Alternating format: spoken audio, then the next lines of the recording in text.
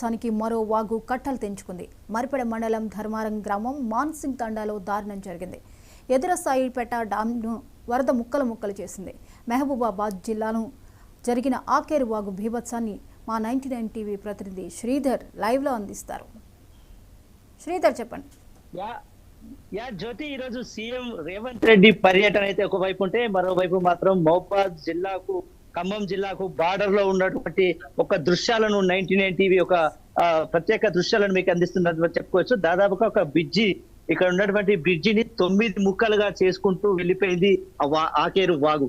అంటే ఆకేరు వాగు ఎంత ఉద్ధృతంగా ప్రవహించింది అనేది మనం చూడొచ్చు. ఒక్కొక్క ఏదైతే స్లాబ్ ఉందో ఒక్కొక్క స్లాబ్ ను ఒక్కొక్క దగ్గరికి కూడా నెట్టుకుంటూ వెళ్ళినటువంటి సందర్భం చూస్తున్నాము. ఇదంతా ఎక్కడ అనేది మాత్రం మనం చూడొచ్చు.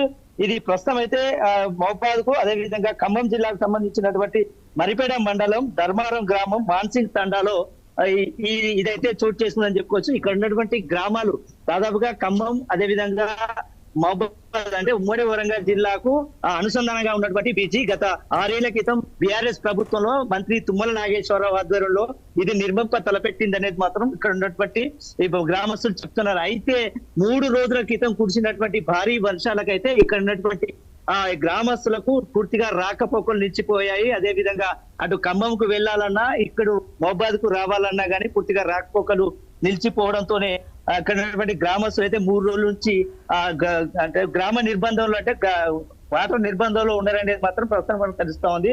ప్రధానంగా ఈ తండాకు సంబంధించిన కాలనీ వాసులు అయితే గత 3 రోజుల నుంచి కరెంటు లేక, ఆహారం లేక, నిద్ర లేక అవస్థలు పడుతున్నారు. వాళ్ళని అడిగి తెలుసుకునే ప్రయత్నం చేద్దాం. చెప్పండి, ఈ రోజు సీఎం రేవంత్ రెడ్డి వచ్చారు, మీ ఎమ్మెల్యే కూడా తిరిగారు, మీకు ఇంత డ్యామేజ్ జరిగింది, మీ ఇళ్లలో నీటిలో వచ్చి అసలు మీరు ఎట్లా ఉంటున్నారు ఇక్కడ? ఏం చేస్తాం అయ్యా, ఏమన్నా ఆపేదా పట్టుకునేది? ఇది వచ్చి రావడమే ఇండ్లకెళ్ళే ఇండ్లు వాకిళ్ళు ప్రతి ఒక్కటి ఏమి కోళ్ళు గొడ్లు ఏం చేత పట్టుకోకుండా కట్టుబట్టలతో ఎటో అటే ఉరికినాం కానీ ఏం పట్టుకోలేదు. మేము గడ్డివాములు గిడ్డివాములు ఏం లేకుండా తినే బియ్యం కూడా తడిచి బత్తలు అయిపోయినాయి. అవి ఇల్లు పోతే కూడా గుడ్డలు తెచ్చి ఏటేమో వేసుకుని ఎండేసుకున్నా ఎండే రకాలు లేదు. మీ దయ ఏం చేస్తారో ఒక్కొక్క ముచ్చట చెప్పేది కాదు, చెప్పుకునేది కూడా కాదు. అసలు ఒక తల్లి కడుపులకి వెళ్ళి పుట్టినట్టున్నాం అయ్యా. అది అదృష్టంతో మేము బయటపడ్డాం కానీ లేకుంటే అసలు ఉంటామనే స్థాయి లేదు, ఉంటామనే కథ కూడా లేదు. మాకు బతుకకి చచ్చిపోదాం అనుకున్నాం, అయిపోయింది, ఏరు తెగుతుంది, ఇక మేము చచ్చిపోతాం అనుకున్నాం.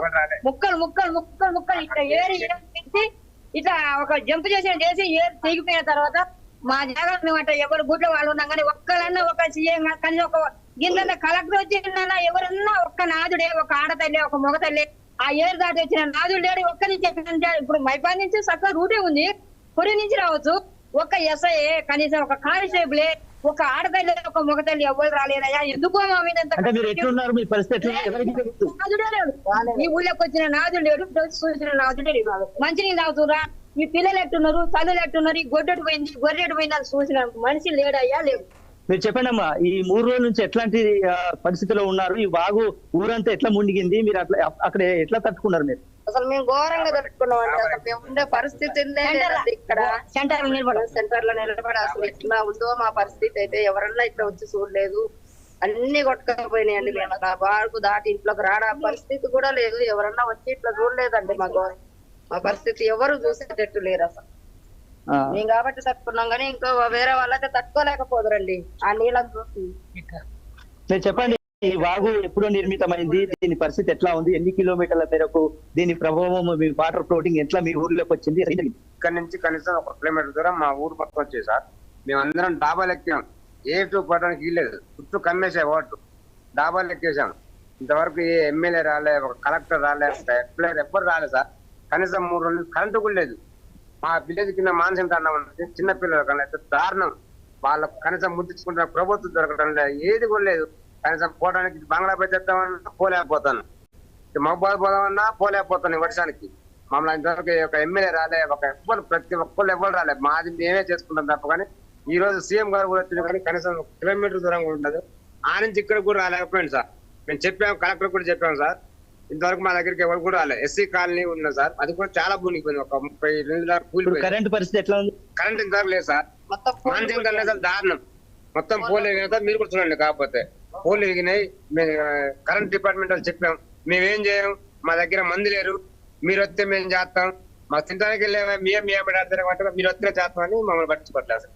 జ్యోతి, ఇది ఇక్కడ ఉన్నటువంటి చెప్తున్నటువంటి సందర్భం చూడొచ్చు. ఒక్కొక్క పిల్లర్ కు సంబంధించినటువంటి పెట్టి ఏదైతే ఉందో దాని మీద ట్రాక్ మీద ఏదైతే మన బ్రిడ్జి మీద ఉన్నటువంటి ఒక్కొక్క బేస్మెంట్ చూడు ఏ విధంగా తన్నుకెళ్ళిపోయినటువంటి సందర్భం చూస్తున్నాం. ఒక్కటి కాదు, రెండు కాదు, దాదాపుగా 9 ముక్కలుగా చేసింది ఆకేరు వాగు. ఆకేరు వాగు చేసిన ఒక బ్రిడ్జి 9 ముక్కలే కాదు, పలు గ్రామాలను కూడా వరద నీటిలో ముంచింది, వారి దీన్న పరిస్థితిలో పడేసింది. అయితే ఒక్క ఆఫీసర్ కూడా మా వైపు రాలేదు, మా గోడు వినట్లేరు, మమ్మల్ని పట్టించుకోవట్లేరు అనేది మాత్రం ఇక్కడ ధర్మారం సంబంధించిన గ్రామస్తులు అయితే చెప్తున్నటువంటి సందర్భం ఉంది. ప్రధానంగా అటువైపున ఖమ్మం జిల్లాకు వస్తుంది, ఇటువైపున మహబూబాబాద్ జిల్లాకు వస్తుంది.